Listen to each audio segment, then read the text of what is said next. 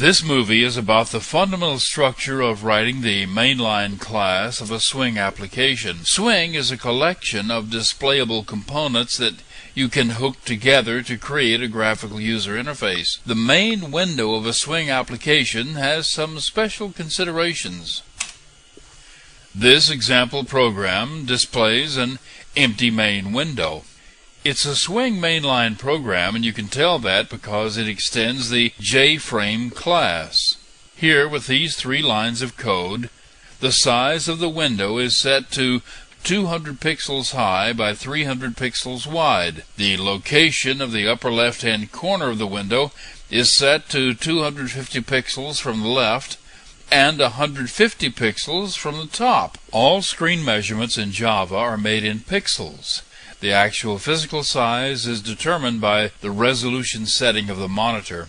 The window is put on display by that last call, the one to set visible, setting it to true. You can always make a window disappear again by setting visible to false. Now, notice this code, the call to the method addWindowListener. If you're not familiar with anonymous classes, this code will look a little odd to you. It would have been possible to declare a reference to a window adapter, define a class overriding the window closing method, create an object of that class, put it in the reference, and pass the reference to addWindowListener. This would have achieved the same thing that's being done here by declaring the class and creating an instance of it in the same spot. This is sort of a shorthand technique for doing the thing. If you don't do this, the user can close the window, but the application won't know anything about it. It'll just keep running, but it won't have a window. With this little piece of code in place, your application shuts down when the window closes. Here's how it works. The window appears at the specified location on the screen, and doing this not only closes the window, but it also shuts down the application. A second common way to shut down a program is to have a menu selection named something like Close or Quit. This example has a file menu with a button labeled Exit, and that menu button will cause the program to cease execution. To construct a menu at the top of a JFrame window, a JMenuBar object is constructed. This is the bar of pull-down menus that appears across the top of the window. This example only has one pull-down menu. The tradition is that the leftmost pull-down menu be named File.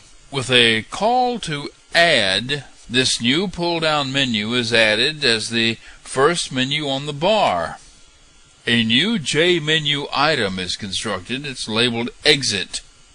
This class implements the Action Listener interface, so it's an action listener and can be used to receive action events from the Exit button on the menu. The menu item, which is the Exit button, is added to the File menu with the call to Add, and finally, the menu bar itself is assigned to be the menu bar for this JFrame object. Here at the very bottom, you can see the actionPerformed method that will be called whenever the Exit button is selected. A test is made to determine which button has been selected. Now, in this simple example, there's only one button, so a call is made to System Exit, just like in the previous example. This shuts down the program. Here's how it works. Selecting the Exit button on the menu closes the application. The third common way to shut down a program is to use a regular push button. It works the same way a menu does by issuing an action event. A J button is constructed to be the Exit button. This class is added to the list of action listeners for this button. You can actually have a number of action listeners respond to the same button, but you almost always only need one. The button is then added to the window for display. The actionPerformed method is exactly the same as it was for the menu example. It checks to see whether the selected button was an Exit button, and if so, it calls System Exit. Here you can see the exit button in the middle of the screen, and you can see how it works. Now what you want is a program that can be closed in any of the three different ways. Here's a skeleton mainline program that can be used as a starting point for building an application. At least that's what I do with it. There's nothing much new here. It's just a matter of throwing all the code from the previous examples into one class. It all works together okay.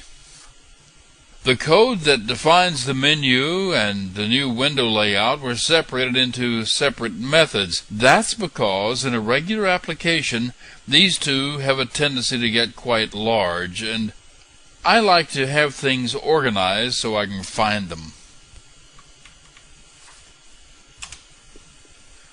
As you can see, this program has both a push button and a menu.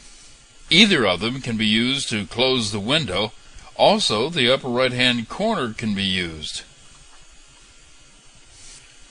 Let me mention a couple of things that you might want to consider. This program always halts with a direct call to system exit. This function call halts the JVM, so that would kill any other threads or any other programs that you may have running. That may or may not be what you want. You may want to write your own termination method and use it instead. It could simply let the window close, then have the main line of the program return. Killing the JVM is usually okay, but you may want to get out and leave it under certain circumstances. You may want your own termination method to save information to disk before you shut down. Or you could have an exclusive lock on some resource and need to release it. Or you may want to ask the user if he knows what he's doing. Anyway, once you've got your program so you can make it start and stop, it's simply a matter of adding features until it does everything else you want it to do. Stay tuned because we've got some more swing stuff coming up. Things like dialog boxes and different types of buttons. Also, I'm going to show you a nifty way to lay out a window the way you'd like to see it.